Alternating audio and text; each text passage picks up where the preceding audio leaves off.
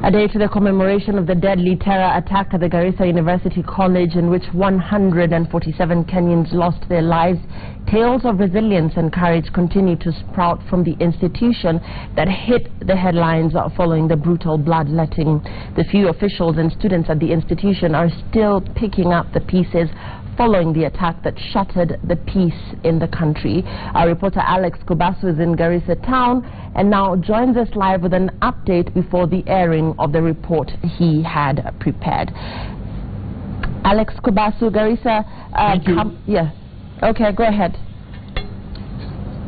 Thank you very much, Lillian from the Communication Center. We are live from Garissa University College, the oasis of innovation, a one-of-a-kind university in the northeastern province here in Kenya, and one that hit the headlines exactly 1 year ago after the brutal murder of 148 people, whom 147 of them were students who are studying here at the Garissa University College. And earlier in the day, we've been here for the past 2 days, and we were able to get a feel of what really the university has been going through since it was reopened in January of this year, and the efforts that both the leadership of the university as well as the community around is putting in order to revive this oasis, which is the most critical part of education, that is tertiary education. Now let's have a listen at what is really happening, or what has been happening for the better part of the year since it was reopened in January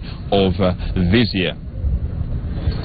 The past 1 year has been a journey paved with confusion, soul-searching and contradictions after the deadly terror attack on the Garissa University College on 2nd April last year. My name is Robert Machio.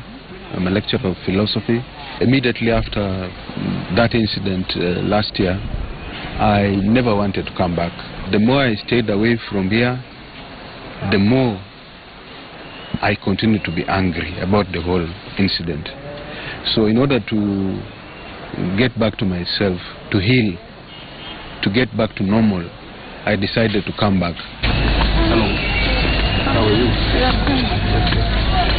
Robert Machio, a philosophy lecturer who has traveled nearly 1,000 kilometers from Busia County to return to the ill-fated university, was among the pioneer staff and students of the Garissa University College when it opened its doors in September of 2013. Exactly a year following the brutal killing of 147 students and one staff member, today is Machio's first day at work. Machio is just one of the hundreds of students and staff members who had to evacuate the university following the terror attack. Only 3 lecturers are yet to return to Garissa University College, while all the government-sponsored students were transferred to their parent university, Moi University in Eldoret. Following its reopening in January this year, after serious lobbying by civil society organizations from northern Kenya and the concerted efforts by the government of Kenya, 160 self-sponsored students are currently undergoing education at the institution. Tens of new students, mainly teachers, are expected to report to the institution by the 9th of this month for a school-based program, while hundreds more, who are government-sponsored, will arrive at the institution in September. These are just a few of the faces representing triumph over terror. Individuals whose quest for education could not be deterred by the blades, bullets or bombs by terrorists. Perimeter wall will be done maybe before the end of the year. We are very hopeful. So as far as the security situation is concerned, it's very well improved. Everybody is taken care of. We feel safe here. We are resilient people. We are peace-loving. We need to call upon Kenyans to create harmony and peace so that we forge ahead as one country and one people. For Machio, this plague erected here doesn't just represent a number, 148 people dead. It is personal. Those students were people who are personally known to me. Majority of them were in my class. They passed through my hands during their first and second years, and it was really very, very traumatizing, very difficult, because those are people I knew personally. The hostels are begging to be occupied. There are no boarding students yet.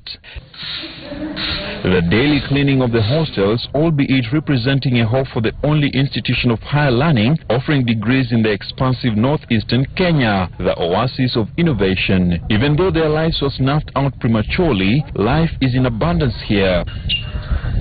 The chirping birds a sign of hope during these tough times of picking up the pieces by the Garissa University College fraternity. Thank you. Now, those faces are indeed individuals who represent triumph over terror, and they are just a section.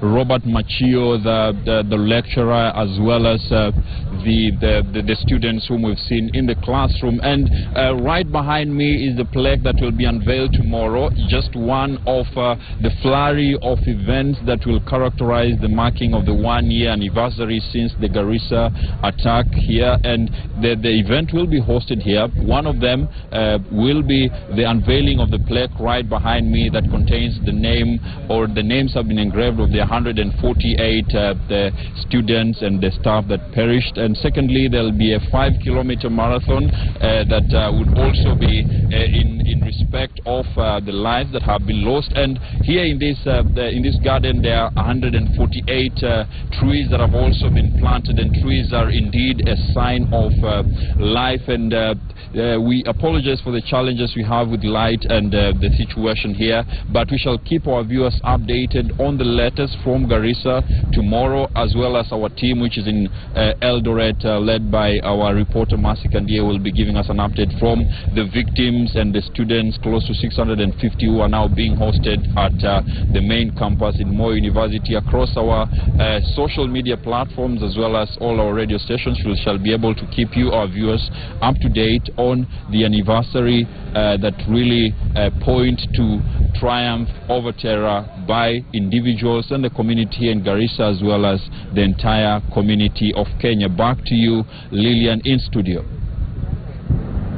Alex Kubasu, many thanks. Alex Kubasu reporting to us live from the Moi University Garissa campus as it prepares to mark the first anniversary of the Garissa attack that left 148 people dead. Stay with Citizen TV as we continue to bring you coverage on the triumph of the human spirit from that part of the country. Citizen Weekend continues in a bit. Let's take a look at what's still ahead.